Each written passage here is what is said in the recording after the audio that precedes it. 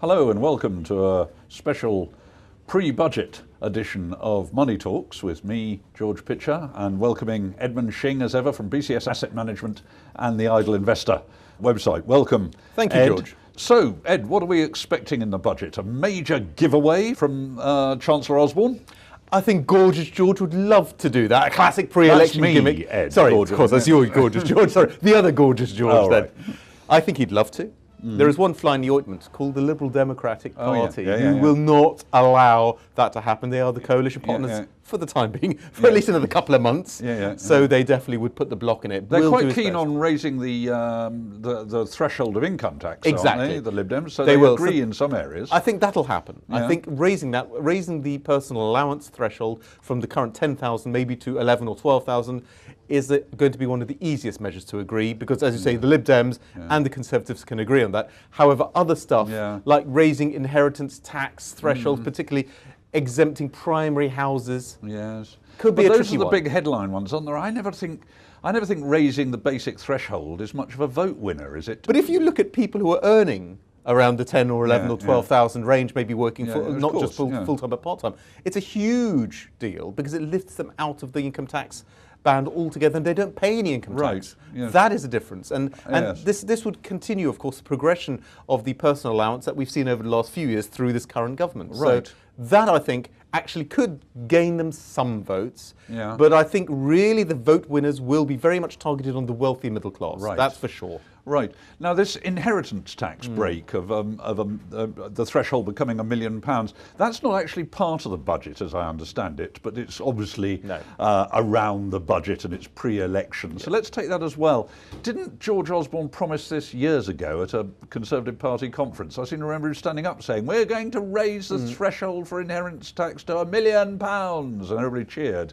Why is it taking so long? Why is it taking so long? Because they're in a coalition government and obviously Liberal Democrats are not keen on that idea. I'm actually against it. I don't see why, because let's face it, an inheritance tax is a death tax. Why should we exempt people from a death tax? I actually think it's quite good because the people getting taxed are those who are dead and therefore can't vote or care about it anymore. No, I mean seriously, why not tax that?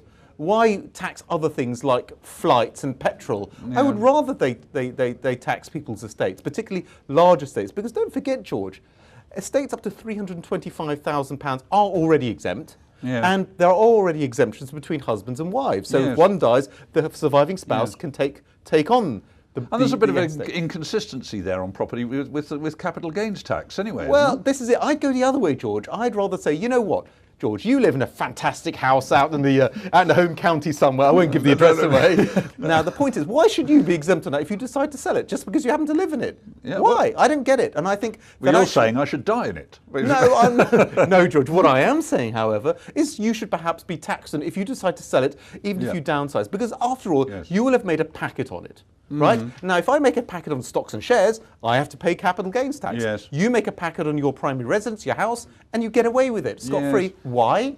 Is that a sort of conservative dog whistle thing to the very wealthy people in the country then? The opposite of a mansion tax, if you like. It is, but George, there aren't that many people in the UK that are that wealthy who vote. Remember, a lot of the very wealthy people in this country are actually non-doms, foreigners. They don't have a vote, or even if they did, don't really care, don't represent a large voting mass. The large voting mass for the Conservatives is very much I would say, the silver surfers, the 50-somethings. They are the target audience here. And they've actually lost a lot of votes to UKIP in this particular segment, and I think they'll use the budget and the manifesto for the election to try to win those people back. I see, but presumably the pensions side of things is going to get some attention in this budget, isn't it? Well, I think so, because remember, George, Pension Freedom Day is the 6th of April. This is already in law. This is already going to happen, but I think there will be further tweaking the edges for instance, to allow existing pensioners who have already been forced into annuities under the old regulations to perhaps escape that and sell their annuities and again benefit from these pension freedom as well. That could be another element of the budget. Right. Okay. And finally, Ed, this is one of the most uncertain elections that we're approaching ever. So whatever promises we get in the budget, they could only last, couldn't they, for a month or so? Absolutely, that's the problem. And in many ways, this is more of a pre-election manifesto than actually something you can hang your hat on. Because as you say, an incoming government could unwind all of it anyway. Yes. So